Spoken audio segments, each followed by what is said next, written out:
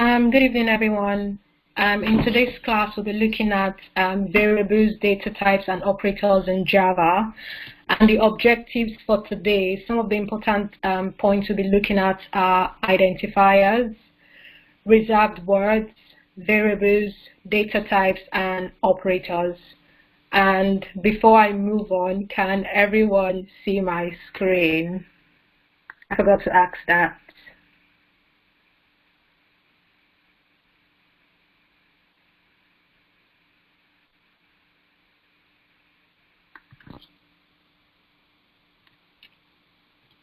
Good. Everyone can see my screen, so we are going to move on. So the first on our list is identifiers. Then we'll move on to reserved words, variables, data types, and then operators. Just a minute. So for identifiers in Java, what are identifiers? They are basically everything in the real world around us. And even if you look around the room you are at the moment, you've got your laptops, phones, tables, pens, even your mattresses. And then identifiers are used for identification purposes, as the name implies.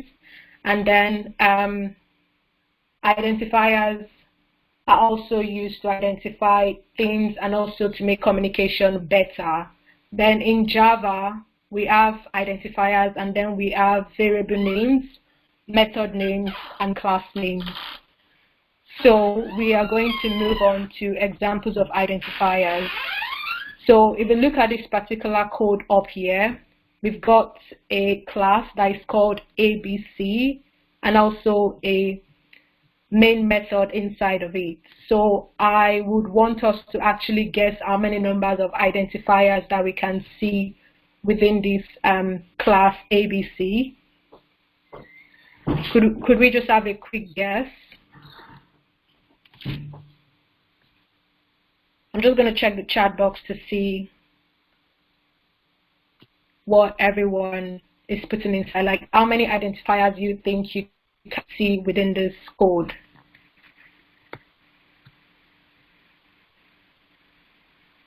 Okay, most people are saying 2.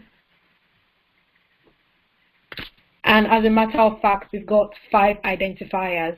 We've got the class name, we've got the method called main, we've got the variable name here called z, and then we've got an argument, also a variable name called args. We've also got a predefined class name called string. So before I move on, identifiers have got different rules that must be followed. And for the first one, we've got only allowed characters in identifiers are A to Z. So if you want to name identifiers in Java, you can only use capital A to Z or small letter A to Z, 0 to 9, the $sign, and the underscores. Those are the only allowed characters for Java identifiers. And I'm going to be also doing practical examples for you to understand how this rule also imply. So for the first one, it says only these particular characters are allowed in Java for identifying the identifiers that will be used. So I'm going to move on to my IntelliJ screen to show you what that means before I go on to the other rules for naming identifiers. So if I'm going to bring up my IntelliJ screen now, and I will try creating a new project.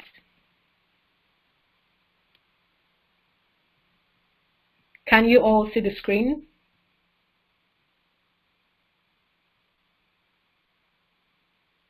Perfect. So I would create a new project by clicking on Java. Next. I will click on next again, then give it a name. So I'll just call it Java identifiers. Click on finish.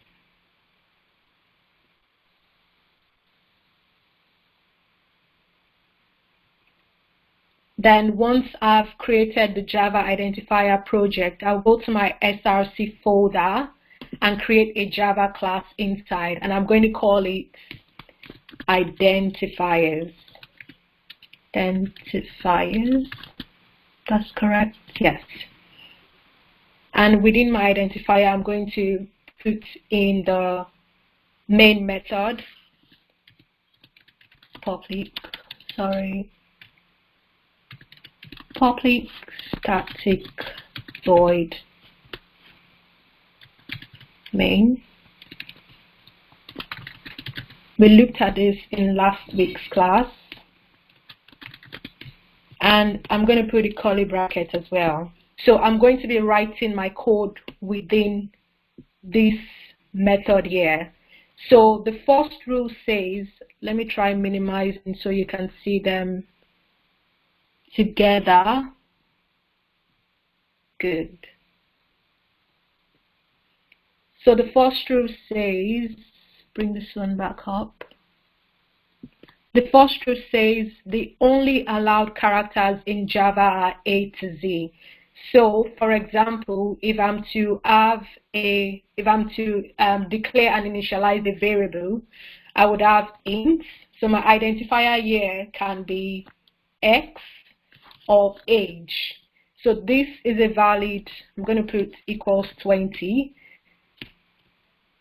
So this is a valid initialization and declaration of variable, and the identifier here is the age. So the allowed characters can either be age, or I can have a 1 at the back of it, age1, or I can have an age $, or age underscore. But if I'm to use age star, it's going to definitely come up with an error, like a red line underneath.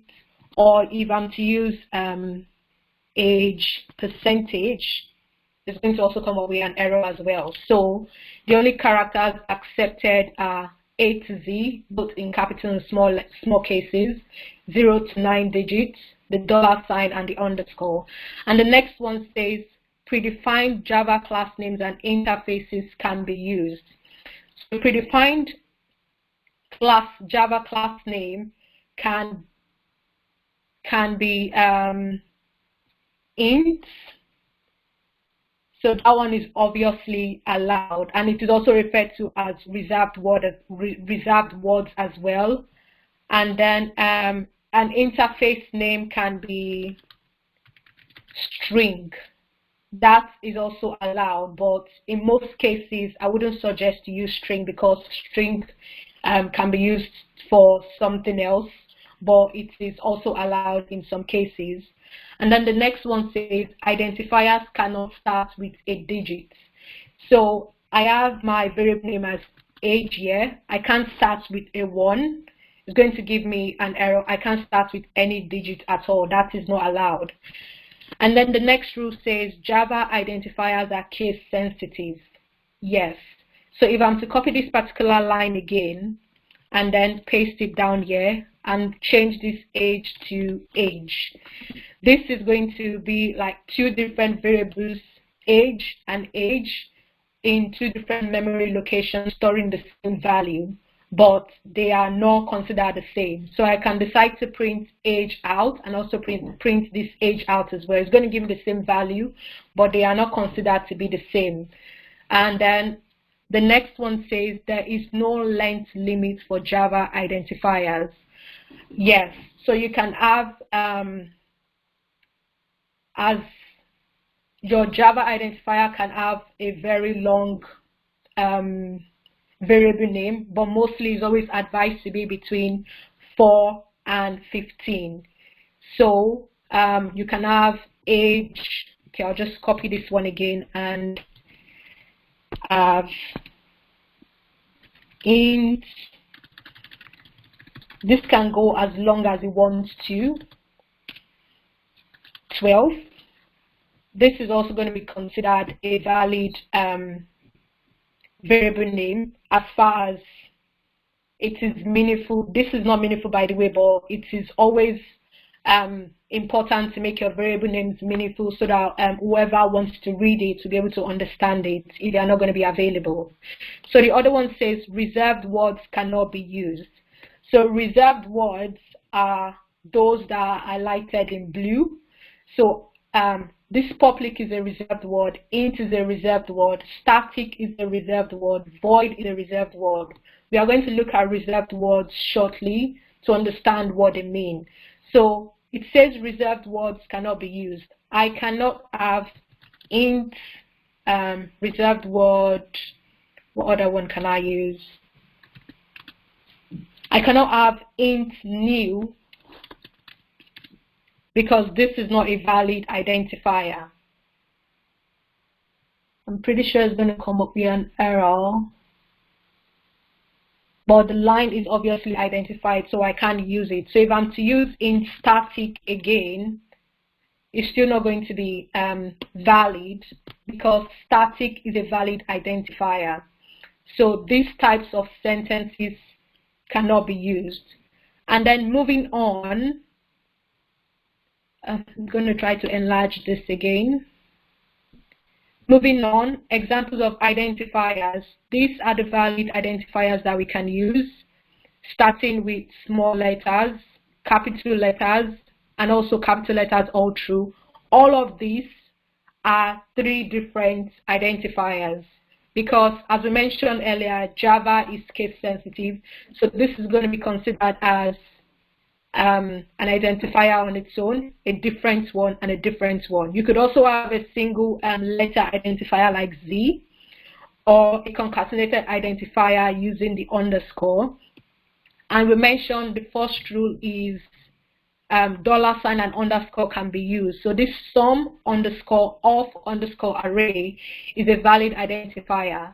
And then this sum 1, 2, 3 is also a valid identifier. The identifier starting with a $sign or underscore is also valid. And examples of invalid identifiers are the ones on the right.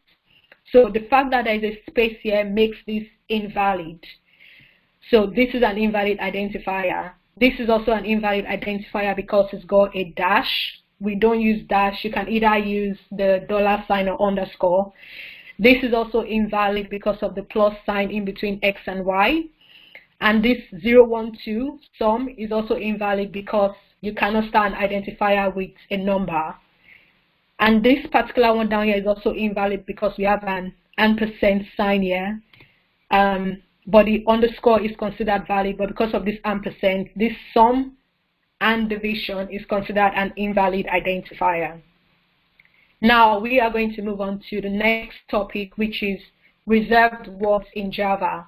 And then in Java, we've got 53 reserved words, and they are categorized into two. And reserved words are words that represent certain functionalities or meanings, and they are always written in lowercase, pardon me. So reserved words are always written in lower cases, and we've got 53 of them and categorized into two. We've got 50 that are keywords and 3 that are literals. And I mentioned earlier, as a rule for identifiers, we cannot use reserved words.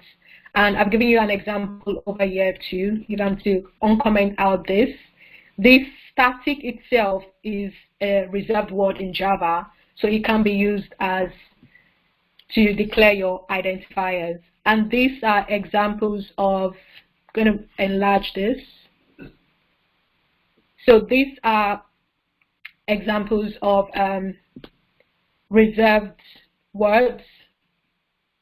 50 keywords, 48 over here, and also the 2 unused keywords here. And the 3 literal ones are the ones here, true, false, and null.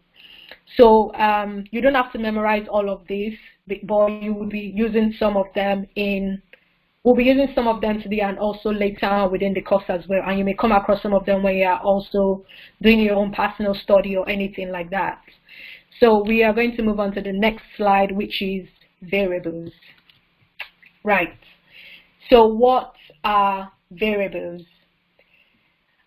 We can consider variables to be containers, and containers basically hold something for you. So variables are considered to be containers that hold values in the memory, and they are also considered a name given to a memory location. And then variables can change during program execution. And there's also one thing we need to note: all variables that we want to use must always be declared, and the names must be unique. So this is an example of a variable declaration: int count. The variable here is the count, which is the variable name, and the int here is the data type. And there are two ways to create variables. The first one is, there are two steps to create variables, pardon me. So we must first declare it and then initialize the variable. And what I mean by initialization is assigning a value to it. And there are two ways we can create variables. The first way is to first declare the variable and then initialize it. Or we can do the two of them together, which is called the declaration and initialization combination. So we declare, then we initialize on the same line.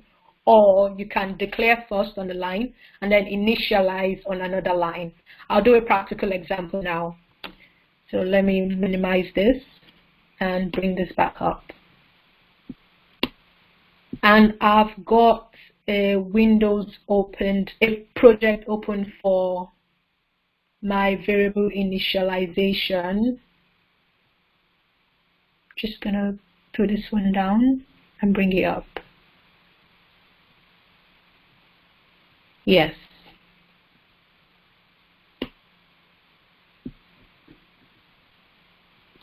Right, so this is it. So I've created a project already called Java variables, and I'm going to create a Java class inside of it called variables.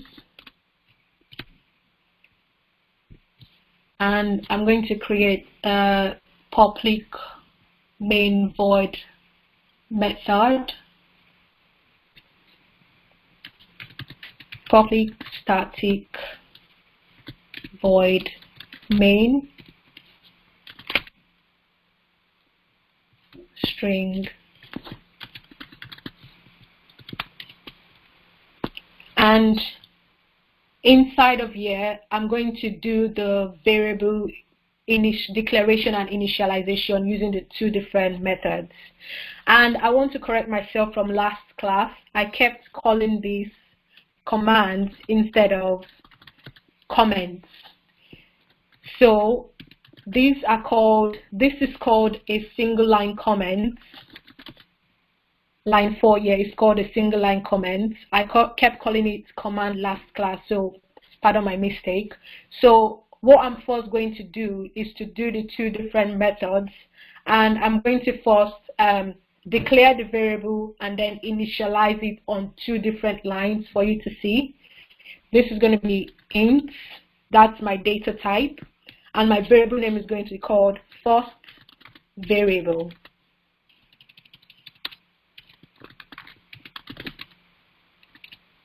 This is what we call variable declaration. So if I want to give this first variable here a value, that means I have to initialize it, and I want to do that on a different line.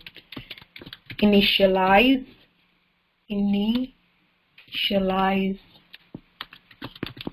variable.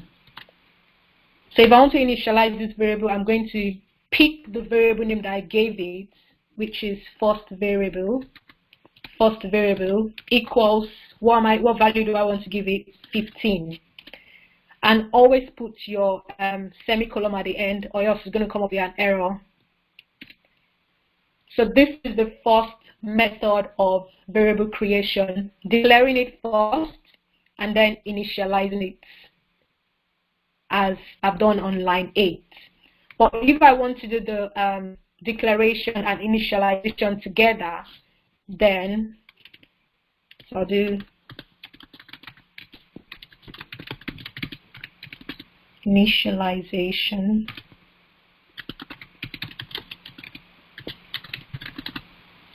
I'm going to do int second variable equals 20.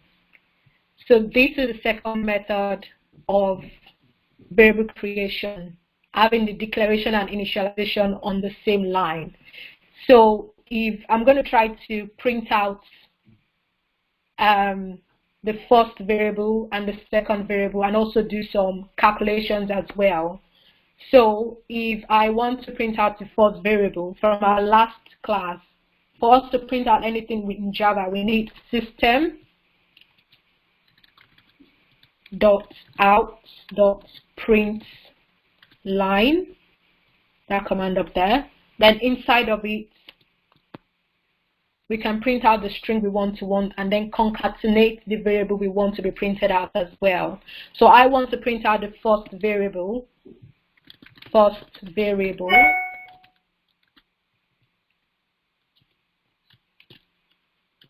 And I'm going to concatenate the variable I want to, which is first variable over here. So let's first give this one a try to see whether it's going to print out 15 for us. You can right click and then click on run.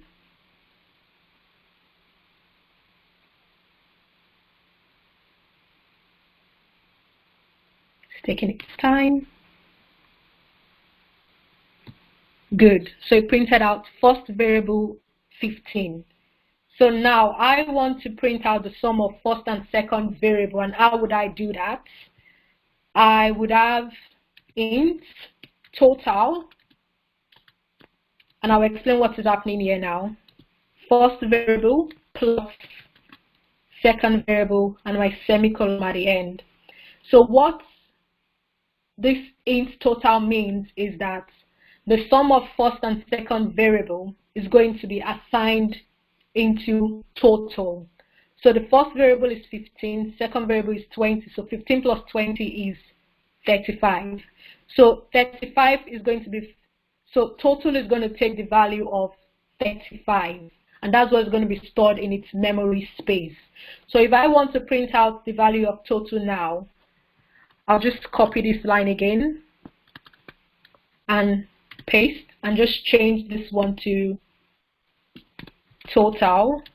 And what value do I want to print out? I don't want to print out the first value, I want to print out total. Good. So I'm going to right click on this now and then run again. Then it should give me 15 for first variable and total should have a value of 35. Yes, and that's what we have down here. First variable 15, total 35. So this is how we do simple variable declaration and initialization and also printing it out. And we also added a little task here, which is to add the first and second variable together, and that is assigned into total variable memory storage. So we are going to go back to the notes. So we've looked into variable creations. The next slide is Java naming convention. So in Java, we use the camel case methods for writing our names, be it method names, variable names, packages, classes, or constants. And I'm going to show you an example of camel case naming convention. We've just used it recently when we were creating the variable just now. So an example of a camel case is this one. You can see that this is a variable, and then because there are two different words, first and variable, I use for the first I used a small letter for the F and a capital letter for the V. So this is like a camel case. So it's, how do I even explain it? So the first word starts with a small letter and the second word starts with a capital letter. So just like the camel back, you are bent, then you go back up, if you get what I mean. So this is what we call the camel case naming method. and we are going to go further into it just a little bit. So for classes, they should be nouns, and the first letter should be capitalized, and this is for classes. The one we looked at was variables. So we're going to go through classes, packages, variables, and method naming conventions. So for the classes and interfaces, they must be in nouns, and an example of a class here is mountain bike, and the first word must be capitalized. And in cases of where we have mixed words, the first letter of each word must be capitalized, and this is for classes. And an interface here is bike, and interface names must be capitalized as well. And we always use all words. Bicycle is a whole word. Mountain bike are two separate words joined together. So we avoid acronyms and abbreviations when we are having class names or interface names. So moving on to methods. Methods should be in verbs, and where we have two different words joined together, the first word must start with a lowercase, and the second word must start with a capital case. And an example of a method here is speed up, where we have lowercase and capital case starting each of the words. And another one here is change gear. So this is how we create method names in Java. So moving on to variable, they must be short and meaningful, and then they should not start with $ and underscore, even though they can, but it's just entirely up to you. And then one character variable name should be avoided unless we are using them for integer declarations. And then moving on to constant variable, this is what you would see later on when you're looking into polymorphism and methods as well. So we've got constant variables, and they should all be in capital letters and separated by underscores. And then we can see we use constant variables for floats, long, and strings. And this is an example of how constant variable is declared: positive underscore infinity. And another example is none. And for packages, we've got all the prefix of a unique package should always be in the lower case. And an example of packages are, don't know why this is showing, but move it to the side. An example of packages here, we've got package uk.co.ax acceptance test. Another example is this cucumber.api, and we also have cucumber.api.junit. So this is what we have to look out for when naming methods or variable names or packages in Java. They have to follow, some of them have to follow specific naming conventions.